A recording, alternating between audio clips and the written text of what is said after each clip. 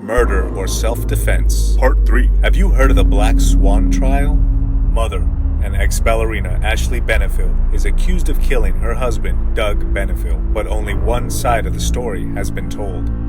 After hearing these facts, you be the judge. Corruption in the system. Please state your name. Detective Justin Warren, Justinwarren. Detective Justin Warren took an oath to uphold the law. Were you the lead detective on the case that we're here about today? Yes, ma'am. But not all who take the oath keep it. And did you fill out and execute that arrest warrant? I did. And that arrest warrant, correct me if I'm wrong, is a statement by you under oath that you took to a circuit court judge. It is. The facts stated in the attached affidavit to that arrest warrant were true and correct. To the best of my knowledge. To the best of his knowledge, there is clear evidence of Detective Warren abusing his power by altering facts and statements to sway the case against Ashley. Intentionally misrepresented and intentionally omitted. The court will see in the highlighted portion on the second page that the detective says the day before the shooting, Barbara Russell, Doug Benefield scraped Ashley Benefield with a box on 11/2/20 at 3:37 p.m.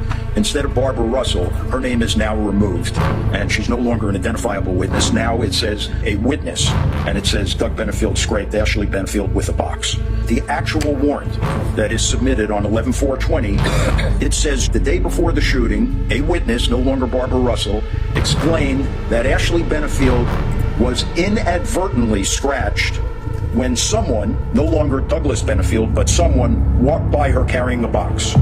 This witness before the court, Your Honor, sought a waiver so that he could speak with Dr. Russell, and he admitted in his deposition to me that she told him that Douglas Benefield was increasingly rough and would body check Ashley Benefield with a box, that he would slam it against her, and that it happened on the day of the shooting. Deliberately cutting out the credibility of a psychologist and medical examiner, as well as hiding the name of the aggressor, Douglas Benefield. This detective wanted to be objective and fair and make certain that a proper investigation was done. He was very aggressive when she came home. He started throwing things, smashing things. He would push her, he would strip her. He's grabbed her, he's pushed her, he's pinned her down and wouldn't let her get up. Okay. He locked her in the closet. And this was going... throwing his elbow at her. Throwing an elbow at her, or shoving it, like a body check kind of. I got you. And he was doing it more and he was doing it harder. And he was doing it that day? I believe so. Okay. Yeah, he did, because she said he scratched her with a box. Because she had made that claim of self-defense, we wanted to make sure we conducted an accurate, thorough investigation. This is clearly in contradiction to what he's testified to about a fair and objective investigation. It seems the state and courts are against Ashley, and she won't get a fair trial. She deserves one. If they can do this to her, they can do it to you. Like, follow, and share for part 4.